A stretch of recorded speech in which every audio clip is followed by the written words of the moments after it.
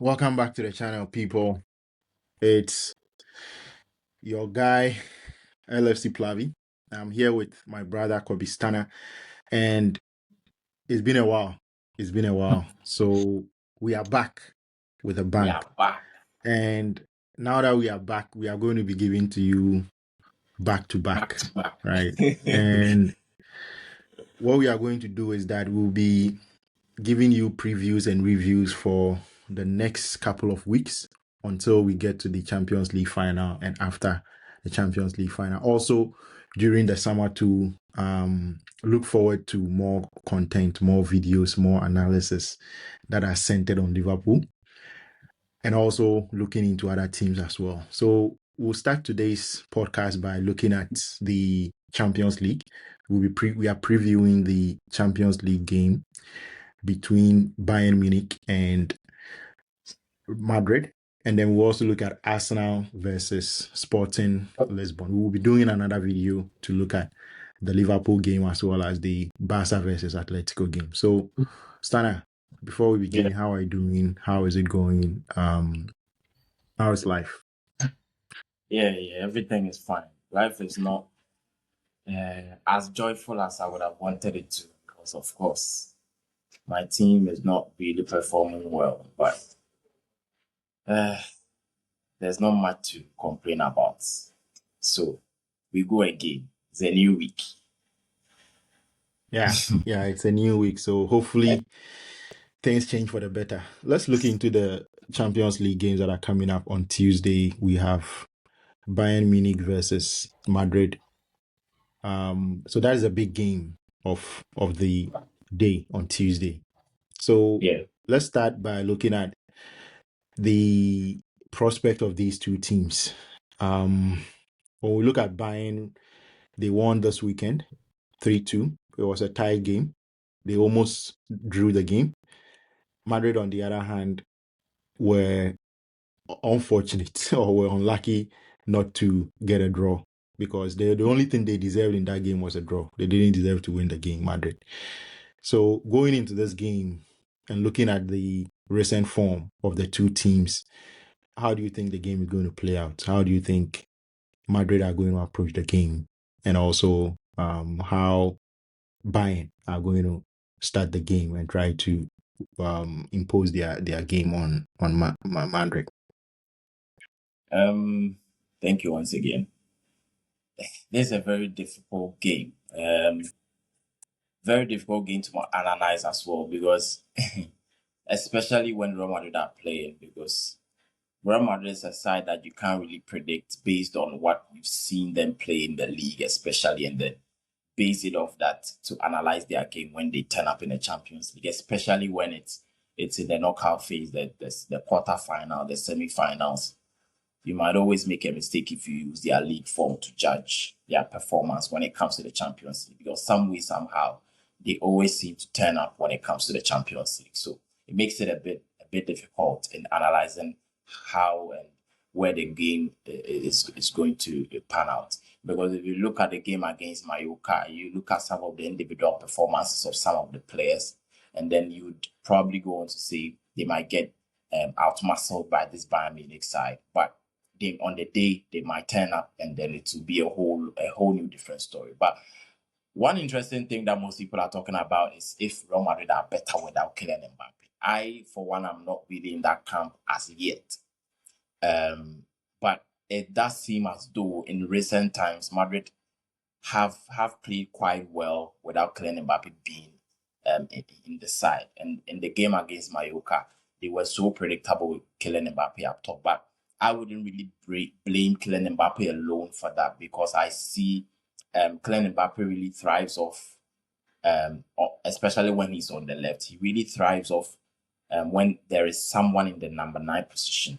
So in the game against Mallorca, they were kind of playing a strikerless system. There was no number 9.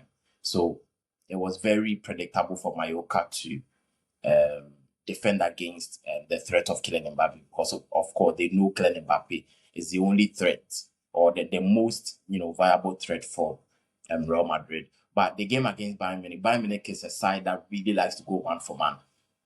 And if you are a side coming up against Bayern Munich, then it means that when they go man for man like that, well, one way you can use to beat a side that really goes man for man is your movement, especially movement of the ball.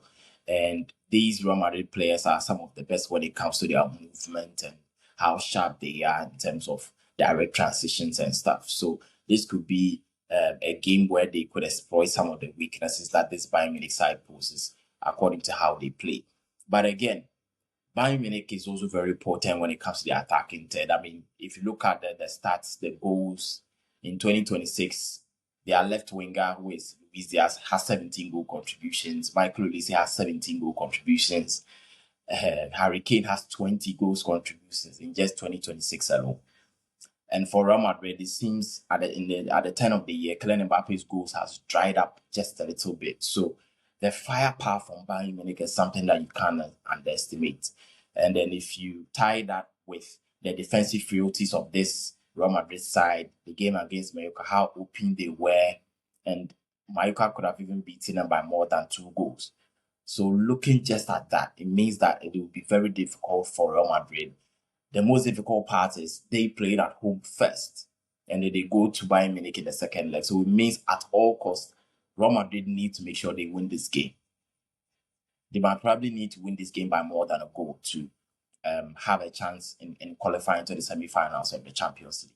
But the midfield battle is where I will mostly be looking at, because of course Bayern Munich will be looking to gain control of the game with Joshua Kimmich, Leon Goretzka with that energy and stamina in midfield against Tchouaméni, Valverde with legs. But someone like Trent Alexander-Arnold, when I look at the duels in wide areas, Luis Diaz will be facing Trent Alexander-Arnold, former teammates at Liverpool. He'll be giving him a run for his money. And in the game against Manchester City, it was quite clear that the Real Madrid players knew Trent needed help. And so often at times, you would see Thiago Pita shift to the left side or the right side to help Trent Alexander-Arnold. At times, it was Federico Valverde. We saw him going out to the right-hand side.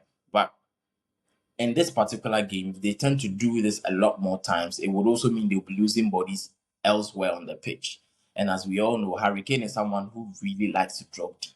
And if he's dropping deep and some of your midfielders are not in the middle of the park to give that sort of protection, then you may be found wanting. So there are some key moments in the game, Trent at right back, and then the transition, which Real Madrid we know will be trying to get Bayern Munich.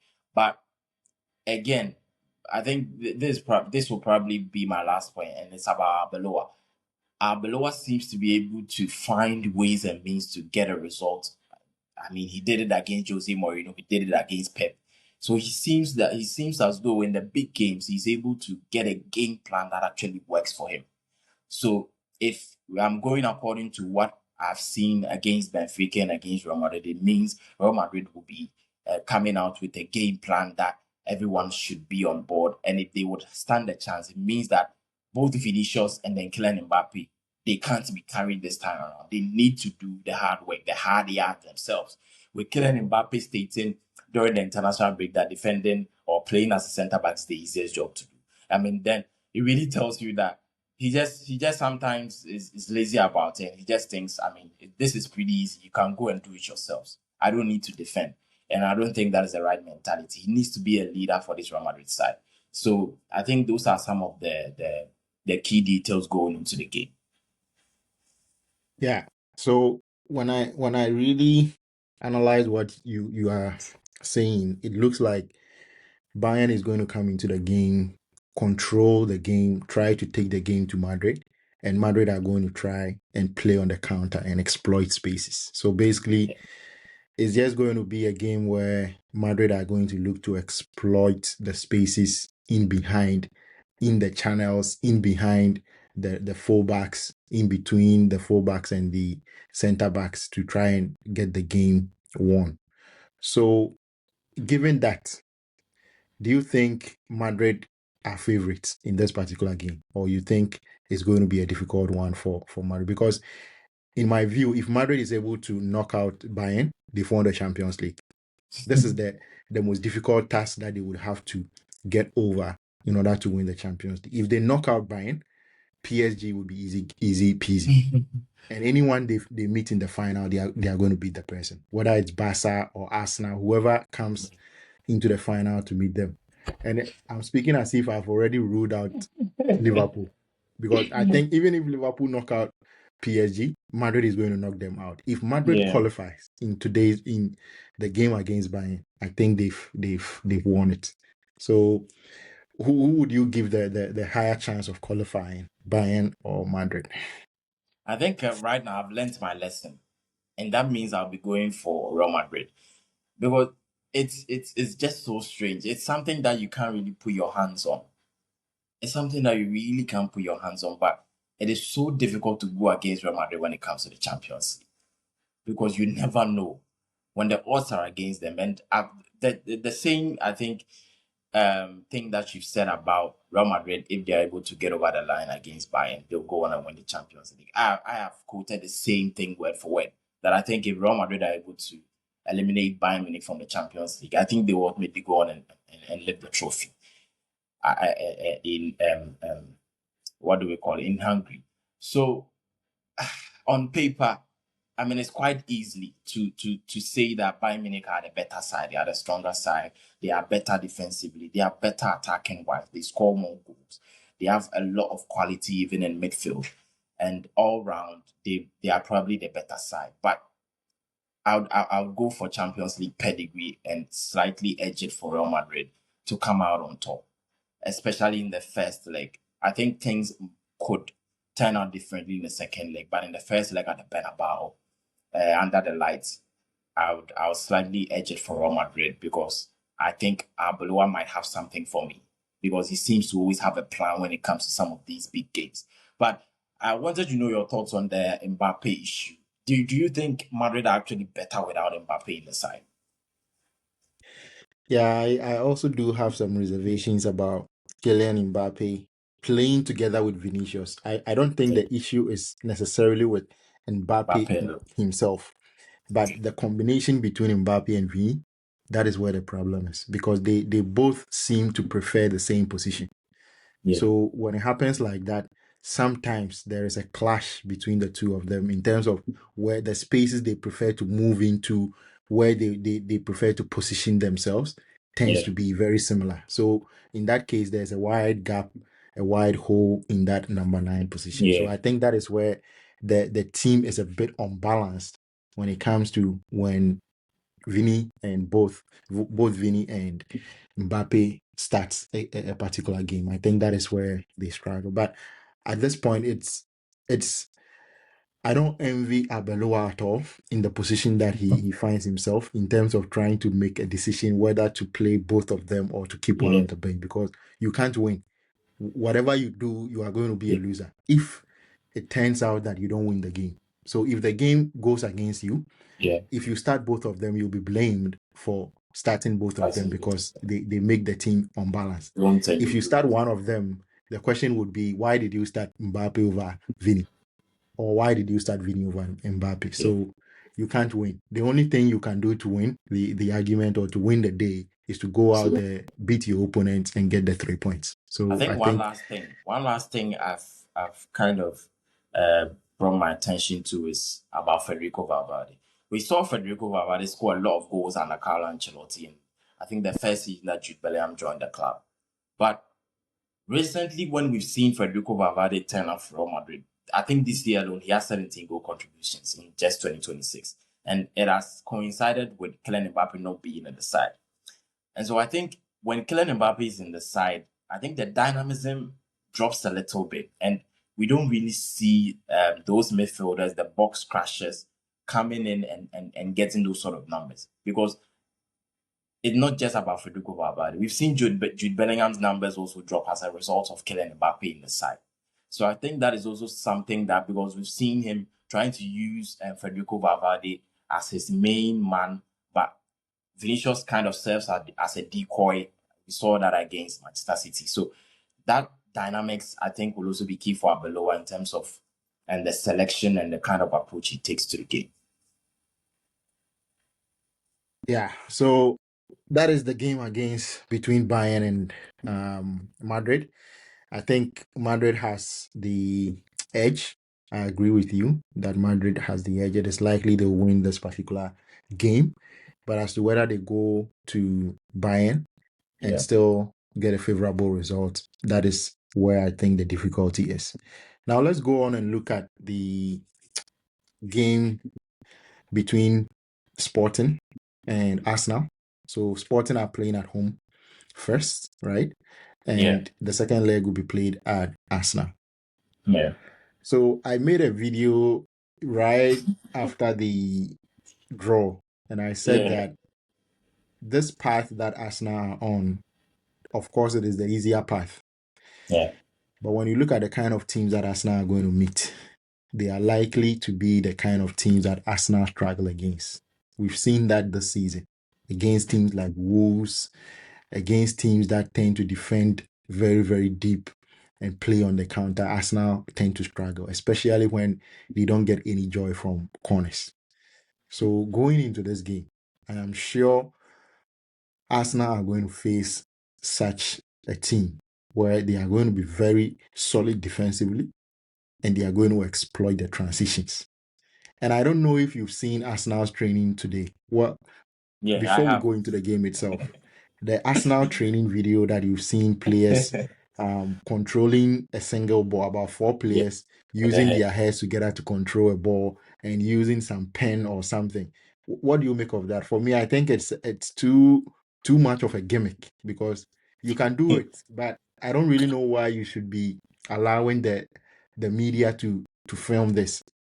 Right? You can do it in the closed section or in the closed sessions. I don't know why they decided to do it in the open session for this to come on the media because I think it smacks of panicking and sort of pressure getting to them. I don't know what you make of that. Um, I mean, it's a bit tongue in cheek, but for me, I don't see any problem with it as long as they don't lose the game. That is my main thing. If Arsenal go to Portugal Tuesday evening and then let's say they are up by a goal to nil and then they end up losing the game, that is when I for one would go back in hindsight. I know it will be in hindsight by then, but that is where I will go back and say no. I wouldn't want to see my team doing that on the eve of a Champions League quarterfinal game. I wouldn't want to see that. But if they are able to, I mean, dismantle Sporting Lisbon at home, let's say they go out and they trash them by, let's say, even 2 goals to nil, 3 goals to nil. I mean, who cares? It's a bit. I mean, these days players do all sorts of things when it comes to their training sessions. They do all sorts of things. So I wouldn't really look much into that. But it's probably best if it wasn't really put on camera, I would say. So do you have the feeling that Arsenal tend to be coming under a bit of pressure? Do you think the pressure is getting to them like the end of season stakes because the stakes are so high? Every single game is like a final. Do you think Arsenal are crumbling a little bit under that pressure? Because that is what seems to be happening. In my view, I think they are too tense. They are not enjoying the games. They are kind of playing the whole thing in their minds too much. And that kind of stiffens them up on the field. What do you think? I think that is a very good point, and that is a key factor. I agree with you on that point.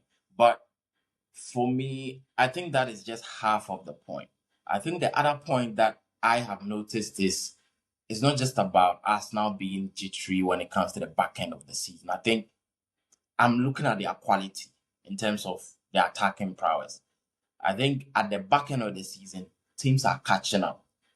They are catching up in terms of nullifying their set pieces, nullifying their threats, in terms of how much chances they create and other stuffs. And the other point is also to do with Arteta, his tactics in game. Those are also things that I question for one. So for me, it's not just about Arsenal's mentality. I mean, that is also a key factor. But I think the other side of it is just about what I'm seeing on the pitch, which makes it. I think we make Arsenal get away with it a little bit when we take it all on the mentality side of things or the psychology side of things. Do Arsenal have enough quality in terms of their attack? Do Arsenal have game changers? I don't think they do. And so we constantly speak about Arsenal not being there when it comes to getting over the line. Are they, mentally strong enough? Do they have enough quality in the attacking third? We know defensively they can be solid on their day. Even on their off day, Arsenal are very good when it comes to shutting up shop. They always have their handbrake on. We know that. But do Arsenal have enough quality? Do Arsenal have actually the quality to match teams when teams try to come at them and go to them toe to toe? Do Arsenal have what it takes actually? That is the question I would ask many Arsenal fans. And if I was a reporter going into press conference, these are some of the questions that I will be asking at a tennis ball. Is Martinelli good enough? Is he a title winning left winger? I don't think so. Is Bukayo Saka good enough? Bukayo Saka is a bit tricky for me because I rate Bukayo Saka. I think he's a very decent Premier League player. But being a very decent Premier League player is entirely different from being a top player that bridges the gap from a top 4 team or a title contending team to winning a Premier League title team. Do they have those materials? I don't think they do. I think on a very good day, Arsenal could do the business. But on a day where, we are all Liverpool fans. I'll take you back to our season, the 2 times where we won the season. Let me use the COVID season. We played some games. You remember the game we played against Aston Villa at away, where Sadio Mane got that header. Sometimes those kind of moments, those kind of players that take matters into their own hands and take the game by the scruff of the neck. I don't really see these Arsenal players having that sort of I don't know how to put it, but that sort of edge in them, that sort of, this is my time. I want to take this game and win it for my team. I don't really see those kind of personalities for one, and then quality and as another point. That is where I stand when it comes to Arsenal. What I'm going to say to that is that I take that your point that there might be a bit of question about the quality that Arsenal has, but we can all remember just a few months ago, before we entered 2026, we had a whole lot of glazing and praising Arsenal for how good they are, how good they've been in the season. No matter the type of goals they score, we were still praising them that they are the best side in Europe. They were putting every team to bed in the Champions League. They were playing against teams in the Premier League, even though they were kind of struggling. It wasn't pretty at times, but they were winning it, and we're praising them for that. We were saying that this is the mark of a champion. There's also been a lot of chat about Arsenal's squad depth. We've praised them for the signings they've made. They brought in Gyökeres. Last season, everybody said all Arsenal needed was a number 9 finisher. Right. Now they have the finisher. So why are we still here talking about quality? Upon all Arsenal have done, all they have spent in the transfer window, not just this past transfer window in the summer, but in previous transfer windows, Arsenal have been able to build their squad consistently over time. And now they've gotten to this point. So are we going to say that all that they've done hasn't been enough? Or is it just because we are getting to the end of the season, they are in the running, and this is where they need to show the quality the most? Because I think at the beginning of the season, it is very easy to play well. Everybody is fresh. You are coming back from preseason, right? So you are fresh. Now, this is where the running is. This is where the tired legs come in. Everybody is tired. Everybody is playing with a little bit of injury, niggles here and there. But this is where you need to show the grit. And I don't think Arsenal are beginning to show that. They are sort of slowly crumbling. We'll see in the next couple of weeks. But from what I've seen so far, in the last few weeks, they seem to be crumbling. They need to change things around. And I think that will be very crucial in this particular game, because against Sporting away, it is not going to be an easy game. Sporting are going to really give them a run for their money, and they need to really show grit. It is not about only quality. The quality is on its own, but I think it is about mentality in this particular Champions League tie. If Arsenal don't show the mentality, I think they will struggle. Yeah, that's true. I think I take the point about what you're saying about when it comes to the back end, the running where we are curving to the back end of the season, and that is where my point actually comes in. So when it gets to that stage, you've shown your quality from the start of the season, where you are dismantling teams left, right, and center. But when it comes to the nitty gritty point, where there are tired legs, that is where you need that extra bit of quality, that just tiny little bit extra quality to overcome your opponent, because then that is where teams now know how you play. Teams are now better prepared when they face you. Again, you are a top team, you play multiple competitions. So the team you might be facing might be playing in, let's say, two competition. They might have maybe fresher legs. So that is when you need something extra to get on top of your opponent. And that is where my question mark comes in. But the game being a very difficult game wouldn't just be about Arsenal and their quality or whatnot. I think Sporting Lisbon is a side that have shown that, especially when they play at home, they've gone 16 competitive games at home with just one defeat so far this season. They are one of the top side when it comes to their home record. I think they have the most unbeaten record when it comes to their home record for a Portuguese side. And this is their first quarter-final clash in a European tie since 1983. So it's been a long time coming. So they wouldn't be coming and feeling as underdogs and trying to say that, oh, we are just here we are just happy to be here. They would want to cause an upset. And this is a particular stadium that they've already beaten Paris Saint-Germain 2-1 in the group phase. So they've shown they can do it against the big boys. And this is where exactly that they also did the comeback against Bordeaux Glimt. After conceding 3-0 in Norway, they came back and thrashed them by 5. And from watching the game, I even thought they could have even ended the game scoring 6 or 7. Even in 90 minutes, not even they probably didn't need extra time if they were clinical. So Sporting Lisbon has that clinical edge to their game. So Arsenal will really need to be careful. They have sharp wingers, and if Arsenal take it lightly, they will punish them. Arsenal do not need to underrate this side. But um, it's still very difficult to go against Arsenal. Very, very difficult. But at home, I think Sporting will get something out of the game. I'm probably looking at a draw, because I think the record that Sporting has at home against the momentum that Arsenal has coming into the game with losing back-to-back games in the Carabao Cup final and then going out of the FA Cup. I'll probably go a double chance or a draw in that game for Sporting CP. So do you think getting a draw would be a good result for Arsenal going back to the Emirates? Do you think they will be able to really get a good result at the Emirates at all costs? Because it could be a very tricky result if you get a draw in this away game. What if Sporting comes to the Emirates? We've seen Arsenal lose games at the Emirates this season, important games against Manchester United and teams like that. So if they don't get a win, don't you Yeah, think it will be quite dangerous for Arsenal? I think you would. And also because I think going into the game, Arsenal shouldn't go into the game trying not to lose the game and saying that they want to bring it back home. Like, say, if Liverpool are going to play Paris Saint Germain, I think our best bet would be to try and keep the tie alive and bring it back to Anfield.